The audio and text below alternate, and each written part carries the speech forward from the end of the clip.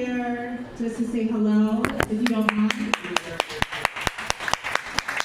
Good afternoon. I know you guys have had a busy day. It's 70 degrees outside. Beautiful day to be out here. I'm Senator Antonio Hayes. I represent the 40th Legislative District here in Baltimore City. I'm here with my colleague, Delegate Martha Lamprey. Two things I want to remind you guys of. In January, every year, we give away scholarships. So if you know people in the community, young people, seasoned people, whoever, please, in January, we give away scholarships. We give away $250,000 in scholarship. Everyone who applies gets a scholarship, right? So all they have to do is simply apply, and they can go to our websites or whatever. The other thing is every Saturday before sessions start, we invite all of our community people to give an update on what we're proposing in the session. Then we bring everyone down the session, and then after session we report out. So please, please, please stay engaged. Let us know what you care about.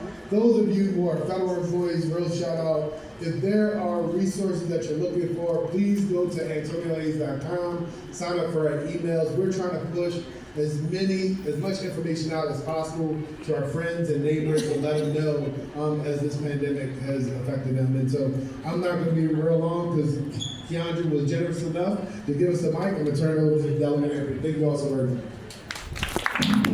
You covered almost everything I was supposed to say there. I'm Delegate Martha Lamprey, proud delegate of the 40th Legislative District. First of all, I just want to say thank you all for taking the day of your Saturday to be so active and thoughtful on how you can prepare your communities. I think a lot of times people look at us as elected leaders, like we're the ones that make everything happen. Yes, we play an integral role, but you all are literally the people on the ground making our communities great. Whenever I think about when I'm out, I was just in Houston last week at AfroTech, people are talking to me about how great Baltimore is doing and this amazing comeback and renaissance. I'm like, look, you can give the mayor credit, you can give the governor credit, but you all are the people doing the work. You all here on Saturday. Thank you all for what you all are doing. So I want to give my gratitude and thanks to you all. The other thing I want to highlight, please visit our websites, marthalamprey.com. Again, resources around. I know we have a lot of people who work for the federal government in these two, in Reservoir Hill and this community as a whole. But I also want to highlight that we do have applications are live for our legislative, no, not scholarships, our, oh my goodness, my brain is going awry right now. For you to apply for, if you have any ideas how you can get state funding for any projects you have in your neighborhoods, there are nonprofits, etc. Right? So I know funding has been tight in Annapolis, it will probably be tight again, but we're going to make it a point in the 40th Legislative District. We found ways to make things happen, but those applications are due very soon. So if you go to our website, marthalamprey.com, AntonioHayes.com, you can learn more about those applications because I think some of the best ideas come from you all on how you can put these state resources to good use here in the state. So again, visit our website, stay engaged, and again, thank you all so much for the hard work you all do in this community to make it great. Thank you.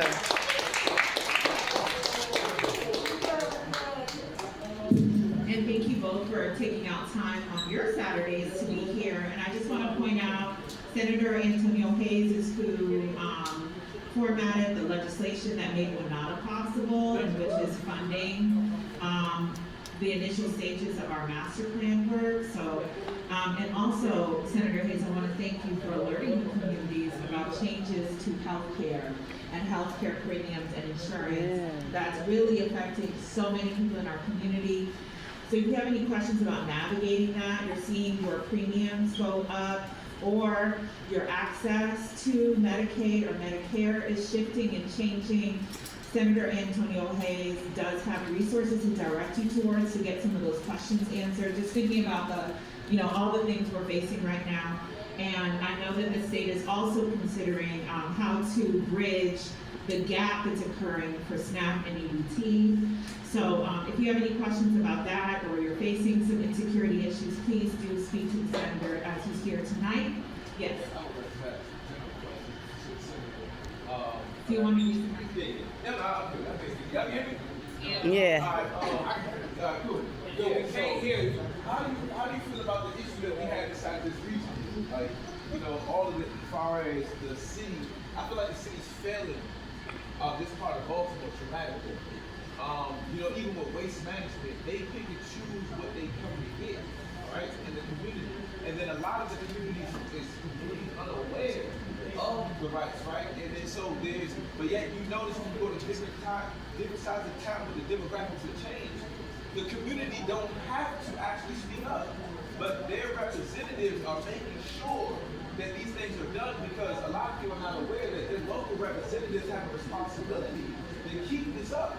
According to the mayor, that's how it works, right? So I just want to know, like, what's our level of awareness of our issues that we have here in the White Rock Western Reservoir area? How y'all feel about that? And then my second question is do y'all represent, like, support nonprofits in the sense of being on the board or coming in to sponsor? Yeah, real quick.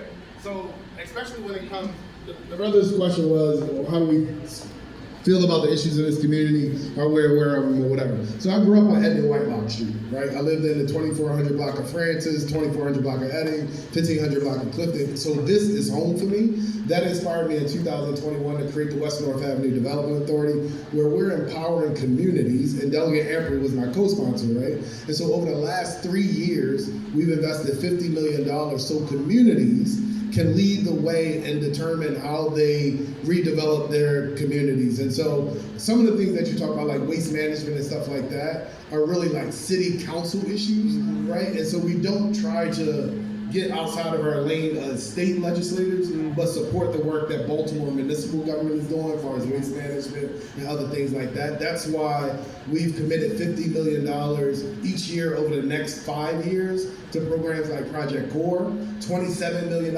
each year over the next 5 years for programs like Bernie, where we're working with our community development corporations to build capacity and do things in their communities, whatever. And then your second question, remind me again? Oh, nonprofits, yes. So one of the things, what is going on? So one of the things that we do, we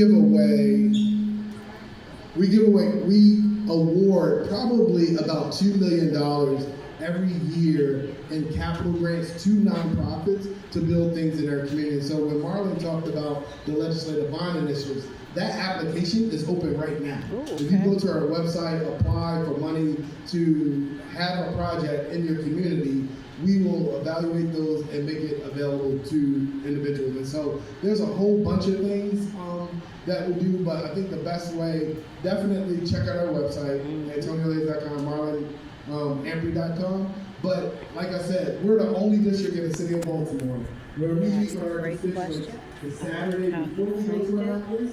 We break you down in the middle of our hours. So we meet with you the Saturday before and after start to let you know what we're going to do. Then we bring buses down in the middle of the session and say, this is what we said we were going to do at the beginning of the session. This is what we've got accomplished so far.